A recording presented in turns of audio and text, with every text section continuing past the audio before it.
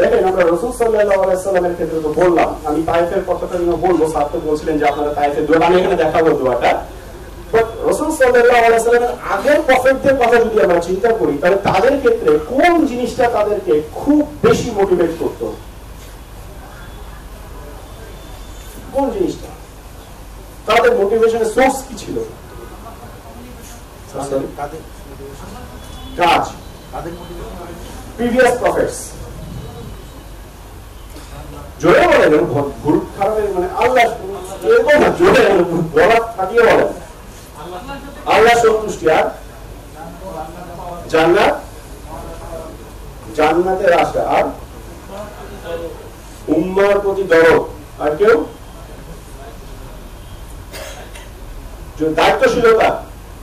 এদিক থেকেই তো মানে ছোট্ট গ্রুপ, কিন্তু রেসপন্স অনেক বেশি। আপনাদের কেউ আল্লাহর সাথে ইন্টারাকশন, ওকে। আর কেউ আল্লাহর হুকুম বাস্তবায়ন। পেছনে হাত উঠে নামাই নিচ্ছে, কনফিডেন্টলি তুলে রাখে, নামাই দিচ্ছে। রাইট ডাউন কিছু না এখানে। তাও আর কেউ আবুল বাসা ভাই, আপনি আরেকজনকে দেখাচ্ছেন কেন? আমি তো আপনাকে বলতেছি, বলেন। আল্লাহর সাথে কমিউনিকেশন, ওকে ফাইন। আপনি বলেন এবার।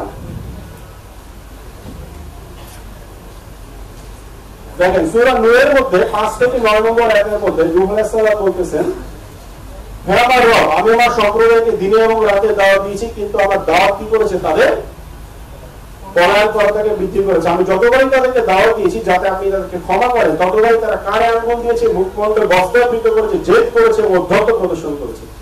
4টা কাজ এমন আছে তারা আমার কথা শুনে নাই। আমরা টেম্পার হারিয়ে কি করলে, কেউ যদি আমাদের কথা না শুনে আমরা টেম্পার হারিয়ে দেয়, তাই তারা কি করেছে? প্রথমে কানে আঙ্গুল দেন, কথা বলতে কানে না ঢুকে। মানা তো করেন কথা, তারা শুনতেই জানে, শুনলে তো মানতে হবে না।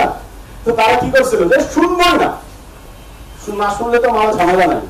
কানে আঙ্গুল দিয়েছে, মুখমণ্ডল, তোকে দেখবো না। দেখলো তো মানুষের একটা চক্ষু লজ্জা থাকে যে ভাই একটু সামনে এসে দাঁড়ায় এসে কথা বলা লাগবে না। তারা মুখমণ্ডল কি করেছে? ভেঙে ফেলেছে, জেদ করেছে, প্রদর্শন করেছে। লেভেল অফ অ্যারোগেন্স আপনি চিন্তা করেন উম্মতে, নূহ আলাইহিস সালামের উম্মতে কোন লেভেল অফ অ্যারোগেন্স থাকলে তারা কি করে?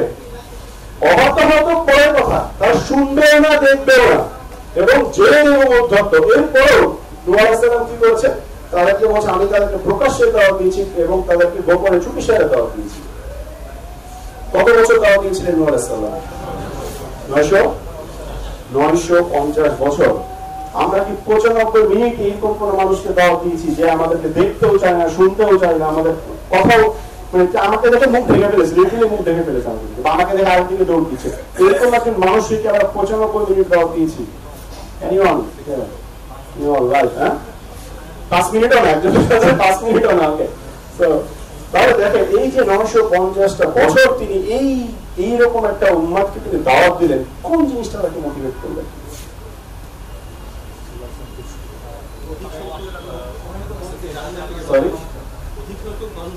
এর আনসারটা আছে হলো সূরা হুদের মধ্যে।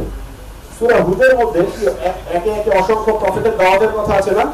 সবগুলো প্রফেটের একটা কমন কথা আছে, দেখবেন প্যাটার্ন আছে দাওয়াতের মধ্যে। একটা দেখবেন যখন সাথে সাথে